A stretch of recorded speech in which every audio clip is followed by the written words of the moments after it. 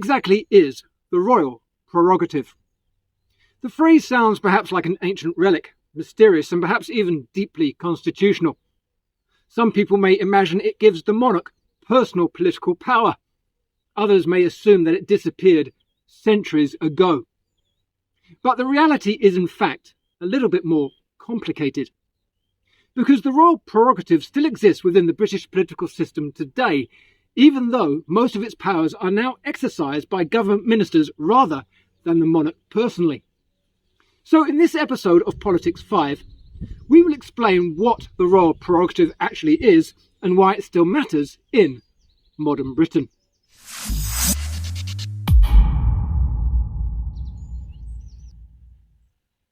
The royal prerogative refers to a collection of historic powers that originally belonged to the Crown.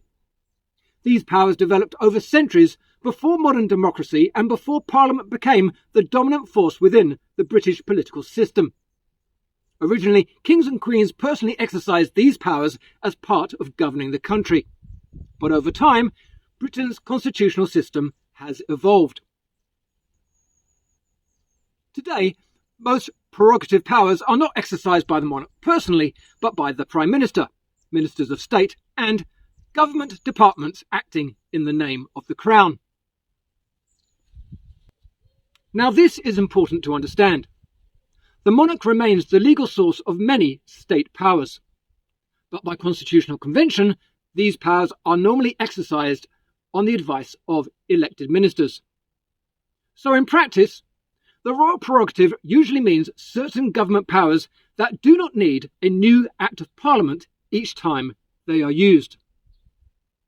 Examples of the prerogative powers include the following: the appointment of the Prime Minister, the appointment of ministers of state, judges, bishops, and other senior officials, the signing of treaties, the declaration of war, the declaration of peace, commanding of the armed forces, the appointing of ambassadors, the receiving of ambassadors, issuing passports, granting honours, and even offering pardons in exceptional circumstances.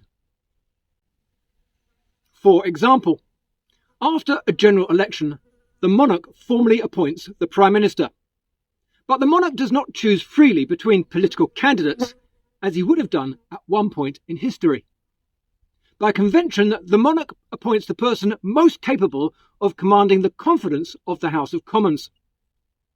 So, while the power legally belongs to the Crown, the political reality is constrained by democratic convention.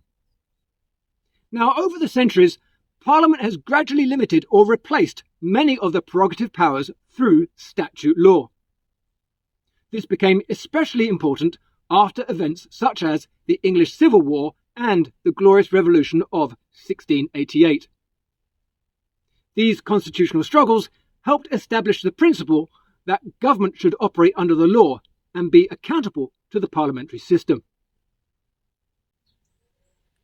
So modern Britain has a monarchy, but the monarch reigns within a constitutional framework that is shaped by Parliament, convention, and democratic expectation. Now, supporters of the present system would argue that the royal prerogative provides flexibility and continuity within government. It allows certain state functions to operate efficiently without Parliament needing to pass new legislation for every administrative action. Critics would argue that prerogative powers can appear vague or insufficiently accountable, because some decisions made by ministers may seem to be made without the correct parliamentary approval. And this is where many constitutional debates emerge. Because Britain's constitution is not contained within a single written document. Instead, it operates through a mixture of statute law, common law, conventions, and historic constitutional principles. And the royal prerogative remains one of those historic constitutional foundations that are still operating within the political system today. So in conclusion, the royal prerogative refers to historic powers of the Crown that still exist within the British constitutional system. Although these powers still legally belong to the monarch, they are now usually exercised by elected ministers acting in the monarch's name. Some people see the prerogative as an important source of constitutional continuity and stability. Others believe that some prerogative powers should face greater parliamentary scrutiny.